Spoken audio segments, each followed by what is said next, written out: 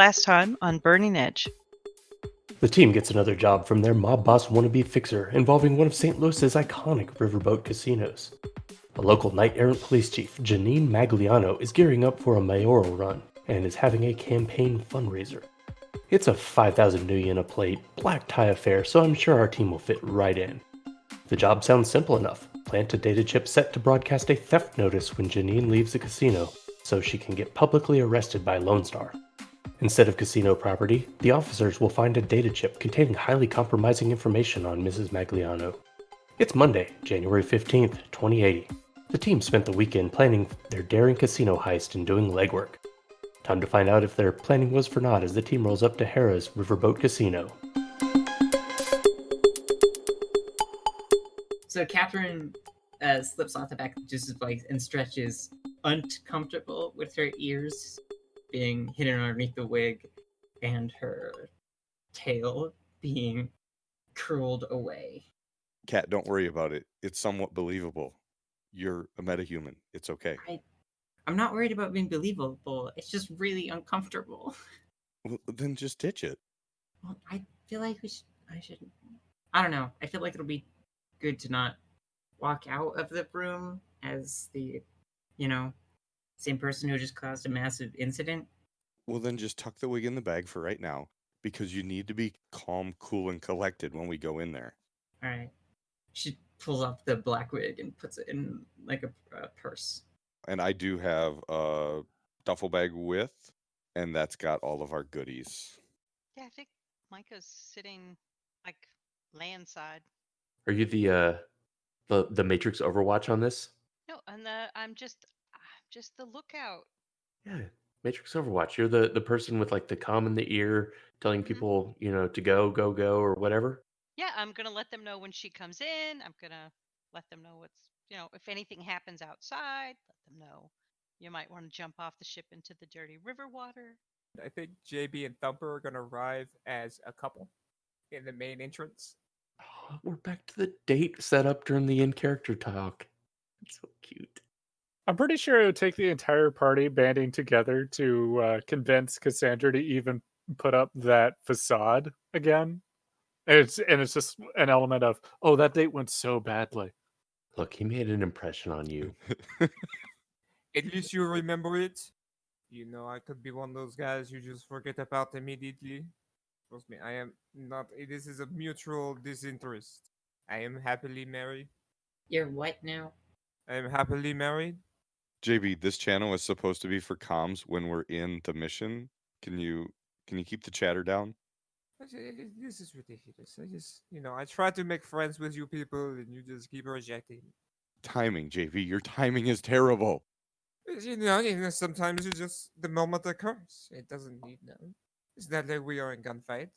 JB is saying this as he's pulling up and getting out of the car to go into the main entrance. Do you walk around and open your date's door? I automatically open the door.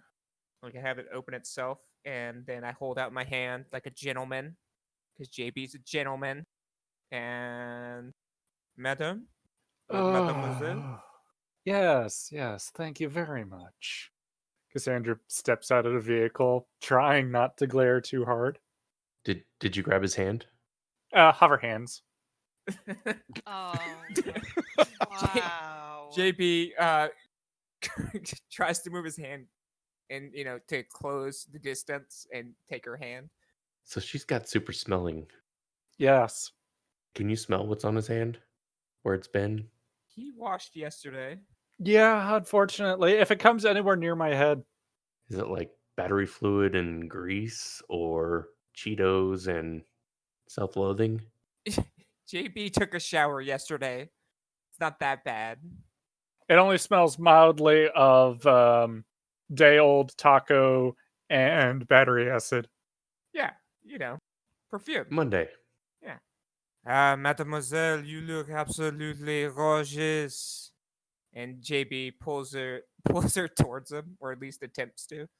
The Thumper stands and tries to mimic what he's trying to do without touching him as much as possible. So, like, leaning towards him, and when it looks like he's trying to tug, you can determine the varying levels of success here. So you were hoverhanding, and JB just went up and grabbed it. Like he closed the distance on that right away, Okay, you have a cringing bunny woman. and he's pulled you towards him. Don't push it. Don't push it. I will make you eat this concrete. Okay, so I assume she's resisting then. So JB pulls himself towards her Yes. and wraps his hand around his waist and starts trying to walk in. You will die later for this. You know this, right? I am trying to be casual. Just roll with it. This is disgusting to me as it is magnificent for you. Cassandra gags in her mouth a little bit, but manages to keep a smile for those who are observing. Clearly, this probably looks like some sort of paid date or something. You've got a charisma of 3. I'm not sure how paid date you look. Unless you're paying him. I mean, he does have a charisma of 5, despite his personality. Hey, he's been perfectly charming this night. He's been a gentleman. He showered. He Yesterday. doesn't have any tacos. Okay, so JB leads Cassandra into the entrance, the main entrance. So it's a riverboat casino. So you kind of walk up I don't want to say like plank, but It's a gangplank. it's a permanently installed gangplank with arm rails, and it's much wider than the typical one. So you can definitely walk side by side up to the main entrance, where 2 metahumans in their white tux jackets are just kind of monitoring things, and they nod at you as you walk by, thinking you look just like a normal, cute metahuman couple. JB is going to whisper in Thumper's ear, "Just pretend like I said something funny," and then he ha ha ha ha ha ha. Oh, that's really too precious. Don't worry, there is more. Oh no, there couldn't be. Please no. Don't you worry, I have many charms that you will notice. He gives a seductive look.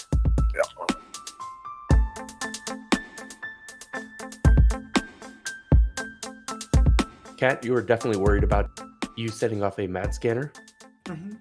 Is there one? I think there has to be now. All right. I mean, since you were worried about it, yeah, there has to be, right? All right. Yeah, this is like a terrible nightmare, where all your fears come true. Okay.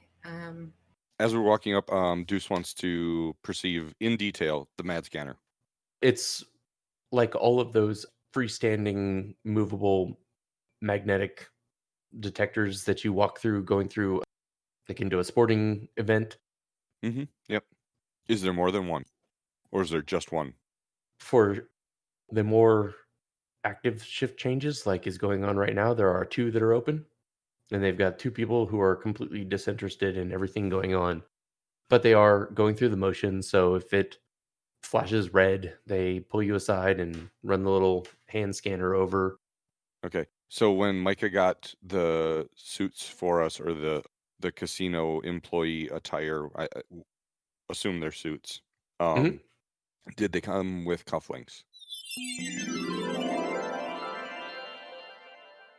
Hey, Micah, that tailor that you use, does he specialize in like accessories to go along with suits? Stefano's got anything you need to to make you look good with your suit. I mean, he doesn't specialize in accessories, but he's got them. He does. Okay. Because I think I really hate to give him credit, but JB did some good recon on this for once. Like I don't know, did we feed him extra or something? Because it seems like he got us more information than usual. And I know the way that Kat and I were talking about going in, there's gonna be some mad scanners, and I think it would be a good idea for me to have a way to trigger those. Do you think you could like give me his number or something so I can get a hold of him? That Stefano, you said? Yeah, Stefano. Here, tell you what, I'll give you his location of his store. You go down, you tell him I sent you. He'll set you up with what you're looking for. Perfect. Thanks, Micah. No problem, Deuce. Hey, Kat, you want to take a ride with me? I got to go down to the tailor, looking for a couple of things before we do this job. Sure, yeah. Juice and Cat will jump on the bike and we'll head to Stefano's. All right, so you're going to Stefano. Stefano. That's what I said. Tailor to the mob. So what kind of place is this? Stefano's. What's it look like? So when you walk in, it is a storefront. There's it looks like woodwork, but it's synth wood. There's some suits on racks, not a lot, because most of his stuff is tailor made. So there's a lot of bolts of fabrics that you can get shirts, suits, pants made. There's accessories. There's some shoes, not a lot. He can special order anything you want. It's in the secret back room where the extra stuff that he can fashion into suits that the mob would actually want. That's where that stuff occurs. But the storefront is a real storefront. He does make suits, legitimate suits for businessmen, politicians, whomever that would like to look good. It's got the 3-panel mirror, the little dais that you would stand on as you got fitted. There's a couple chairs for people to sit down while they wait for people to get their fitting done. It smells kind of like a rich sandalwood kind of a smell inside. It smells manly. On the way there, Catherine has a question for Deuce. Deuce, Yeah, Cat? I have a question. So, I know you carry around your 2 pistols always, right? Always, yeah. I was wondering, because before I was always supposed to make sure that everything was at least nearby. Do I need to do that anymore? Or should I just, carry around 2 pistols as well? It's probably not a bad idea to make sure you always have something. I mean, our living conditions aren't the greatest. At least they're better than they were last week. That's true. You're right. I guess that's personal preference. I've just grown so accustomed to them always being there. They're like a favorite jacket or pair of shoes, you know? They're just they make me feel comfortable. Gotcha. That makes sense. Because I didn't bring the duffel bag this time, and I'm feeling kind of naked without it almost. The trick is to find something that you can carry with you and easily conceal. So that way you're not always carrying around a duffel bag. Sometimes it does look a little out of place. I mean, I've currently got the one in my arm and one in a concealed holster, but I don't know. That's all I wanted to ask. Sorry. Yeah. Yeah, you got to find your own flavor, you know, what makes you feel like you have enough firepower but not carry around the whole arsenal, I guess, is the best way to put it. Gotcha. Thank you. So I walk into Stefano's. And he's standing behind the counter, I don't know, doing something with the customer terminal, tallying up sales or whatever. Welcome. What can I do for you? Looking for a set of cufflinks for an event coming up. Probably not your normal high fashion cufflinks. I'm looking for a set that's made out of uh, real heavy metals. Heavy metal. And he reaches down below and pulls out a box that he flips around and opens up, and it's got a whole lot of different ones made of various, some of them have inset stones of various colors, and some of them are a little bit bigger, some of them look a little bit like technical. Do any of these catch your eye? Cat is looking entertained at the box of shiny things. What do you think about these right here, Cat? Those look good. Do you think they'll be heavy enough? Deuce will reach down and he'll pick them up out of the box and kind of give them a little toss in his hand and kind of hold them between thumb and index finger and inspect them closely. Those are primarily meant for our more substantial members of meta-humanity that need to look good in a suit. Are you sure you want something that heavy on your wrists? Do trolls wear suits? I think they do sometimes. Huh. You know, I don't know if I've ever actually seen a troll in a suit before. Huh. I like I like something with a little bit of weight to it. These feel pretty good. Sure. You're not planning on throwing any right crosses with those, are you? Only uppercuts. Maybe a jab. Just you are not the first person to come in here looking for a little bit of the extra edge clothing wise, and if you if you do decide to do such a motion, should the need arise without proper training, and he kind of sizes you up again, the ligaments in your arm may or may not be able to withstand such a punch. Just FYI. I understand what you're saying, and again, I appreciate your discretion and your advice. I think I'll take these. You said you liked them, right, Kat? Yeah, I think they look fine. One other thing, and Deuce will kind of lean in a little bit closer to Stefano, and this is whispered kind of under his breath, so that way Kat doesn't necessarily hear. Looking for a special tie as well. One that's got just a little bit of pink in it. Something classy though. Kind of thinks about it, and he's clearly trying to figure out a way to distract her so that he can show you a bunch of fabric, because that's kind of what he does. Yep. Honestly, Kat will distract herself if you leave her alone long enough.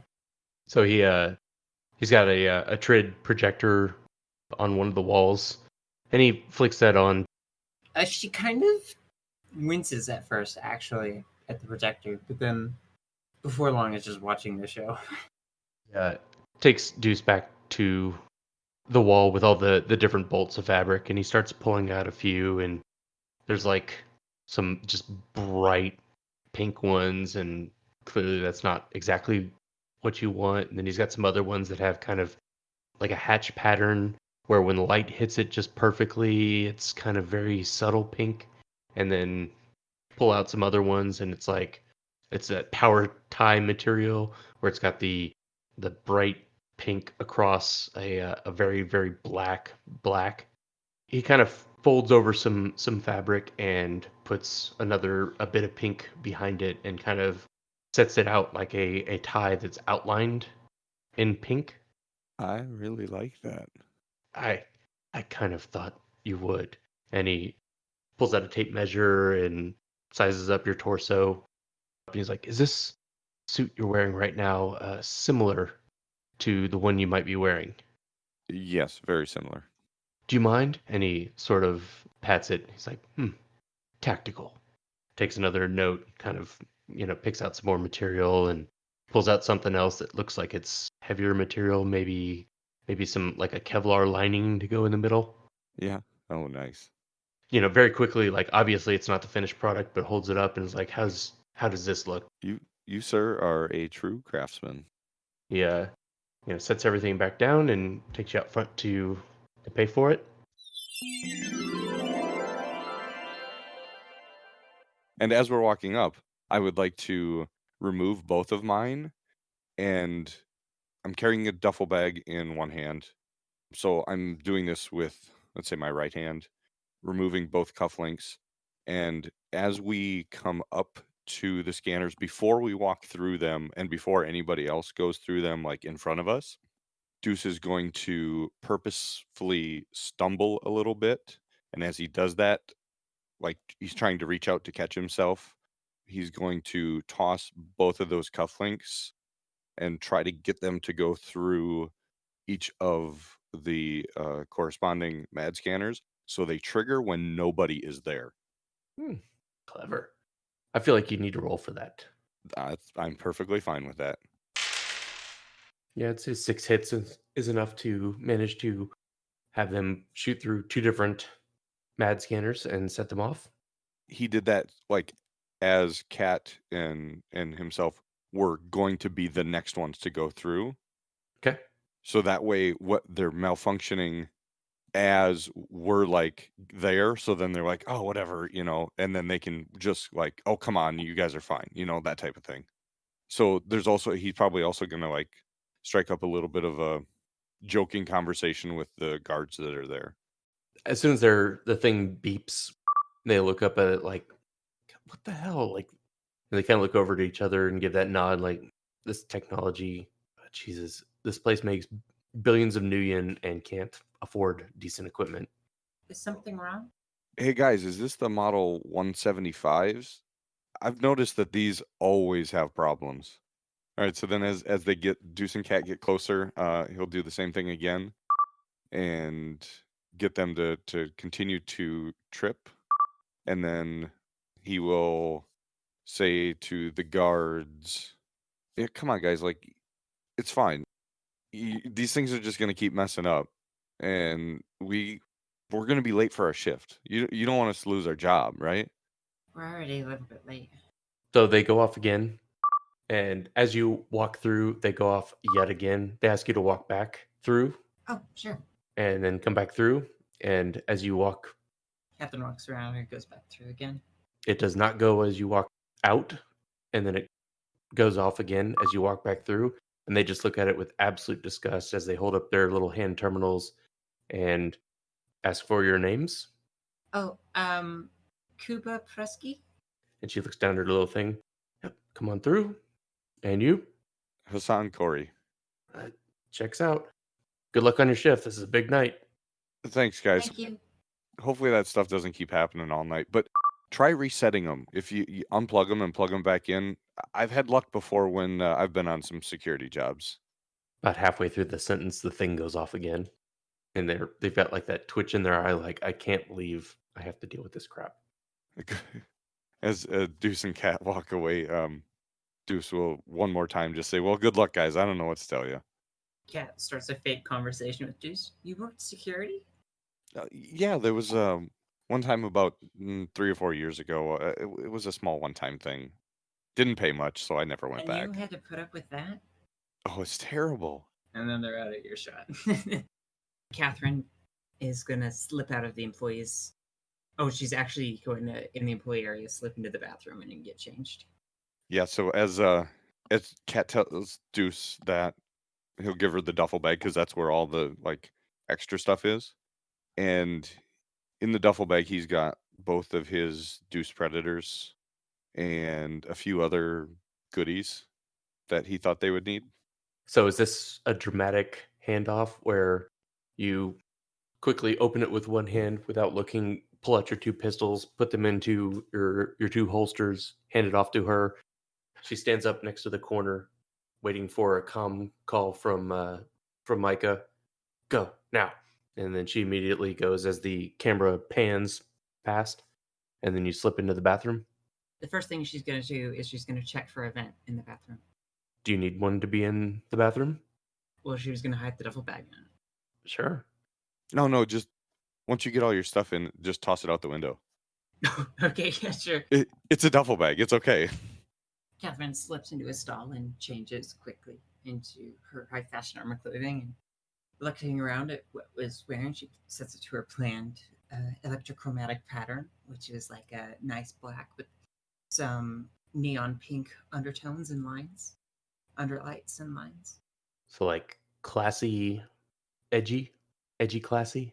Well, it's black because it's like kind of like a black suit event, but it's also got some pink on it, so it's deliberately meant to stand out a little bit, like it draws the eye type of thing. Draws the eye, but isn't garish.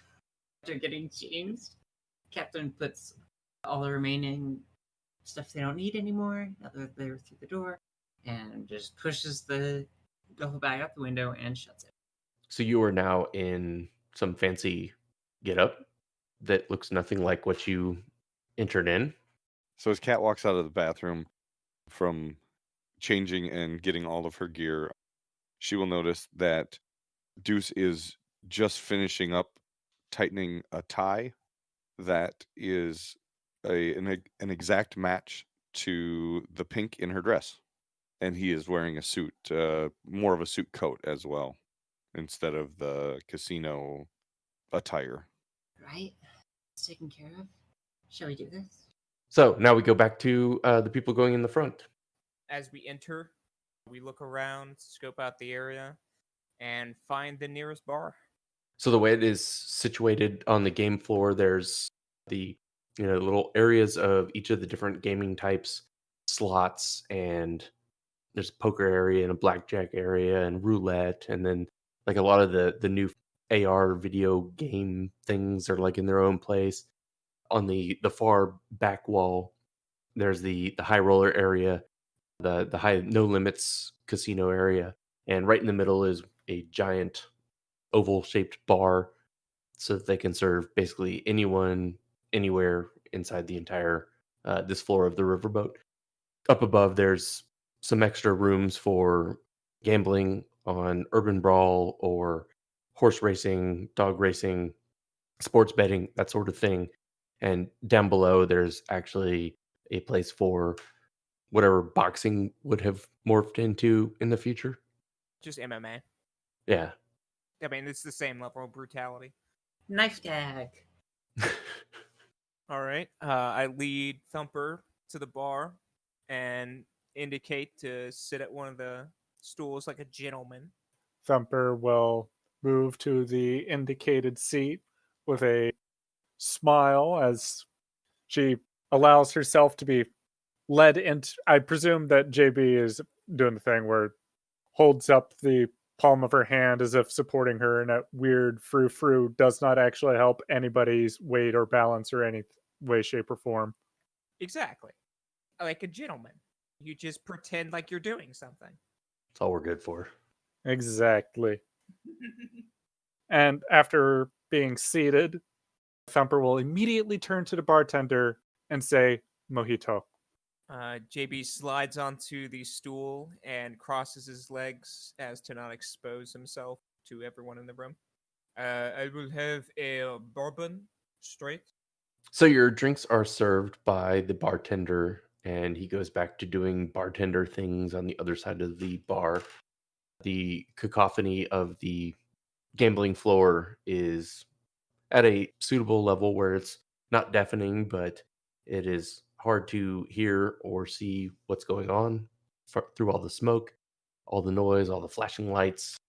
Across the way, you can see that the gala is starting to really kick off with the various delegations of high rollers from all of the megacorps there to throw their support behind the candidate.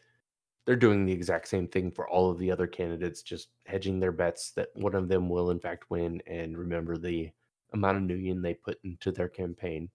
But she's wandering around, shaking hands, rubbing elbows, kissing babies, whatever it takes to get votes. As her drink is handed over, Cassandra takes out a fairly decent wad of gum as if she's been having to fight the smell and taste in the air of being near JB this entire time, and looks around for a place to put it, waits for most eyes to be away, and then firmly wads it underneath the bar. Sure. And then you move off, maybe go do some gambling? I mean, she hasn't picked up any chips yet, so I guess it's time to go get some chips. Go to the cages then. JB, are you going to not get into any trouble if I leave you unattended for upwards of 30 seconds? We would never get in trouble. Why would you say such a thing? This is ridiculous. So the bartender comes back over to make sure that next time that you order drinks, you don't have to actually say them. Goes to shake y'all's hand. I'm Bill the bartender, and you are? Nana. Godiva Nana. And turns to JB. JB reaches out his hand. Duc Edon Perronnet.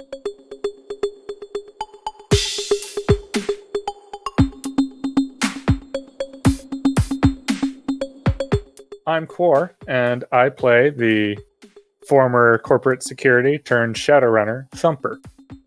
The character Deuce is voiced by me, Jake. I am DG7-C-S open bracket A close bracket -C4T13, and I am played by Tempest. Hi, I'm Jupiter Sanders, and I am the voice of Micah. I'm Jeff Alla, and I play Jean-Baptiste.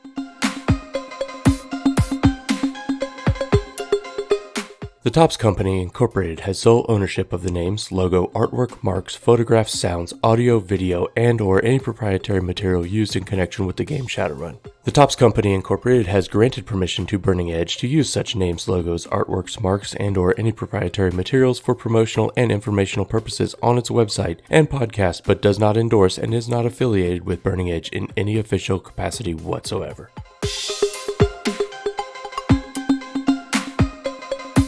Ten-year-olds are dumb. Just leave them a box of matches. They love that stuff. I mean, it's a goal to better a 10-year-old child. It's a goal, I guess. That's good. Good on you. I mean, it wouldn't be the first 10-year-old that I've beaten, so. Why are you hanging out with 10-year-olds? That's really the question. Is it I to don't hang impress out the with them. I female compete 10-year-olds? against them. Okay. I'm a judo master, ma'am. I am a yellow belt, and that little girl didn't know what hit her. Roundhouse kick right in the face, in the back of my heel. Wow. Yeah, it was a terrible back roundhouse, but she's just terrible Uh-huh. and didn't know how to block, so she kind of just. Well, I mean, she had it coming. I mean, really. I mean, if You gotta know how to block. I mean, it's a dog-eat-dog world. it's a lesson she won't forget whenever they tell her after she wakes up from the coma.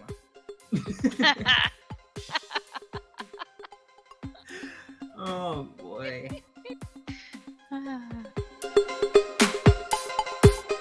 I'm officially inebriated now, so this is gonna be a fun run. Awesome. Well, we're not gonna do the whole run tonight. We're probably just gonna get the legwork done and Wait. Oh Set up. shit. Y'all are gonna do legwork? yeah. That's like 12 episodes. No, we're It gonna do was much last more time. efficient episodes with no goddamn left turns. Looking at the J. Fine, we'll make a couple right turns this time. I'll hold my breath on this. So instead of left turn, you're gonna take 3 rights? Yes. And it'll take 3 times as long. Thanks, Jupiter. I don't go chick often, but on that one, you triggered my chick. I'm done. I You won't triggered touch my it again. chick. That's You awesome. I triggered love that saying. My inner chick. I try to keep her in a trunk, gagged and bound, but Whoa. you made her get out. Whoa! So deal with it. NC-17 podcast. I don't like going chick, but y'all made it happen. So Definitely not saying no to But Nazi the Stalin and lovers. JFK strippers. wow. I'm just saying. Use your Oxford commas, people. Context. It's important. Okay, so Queso. Chips and cheese. So hungry now. yeah, no, I want nano pudding. But no, Jupiter can't make any. I can make it. I don't have the stuff to make it, but I can. That's what I make mean. it. You can make it. Go buy some pudding. I'm sorry. I'm recording a podcast, or I thought I was. I was talking to Jeff. He can go make his own damn pudding. Catherine steps off the back of Jesus' bicycle and stretches a little bit, wiggling in her. Whoa. Rewind that. Oh, sorry. Motorcycle. Motorcycle. Not bicycle. Cha-ching, cha-ching.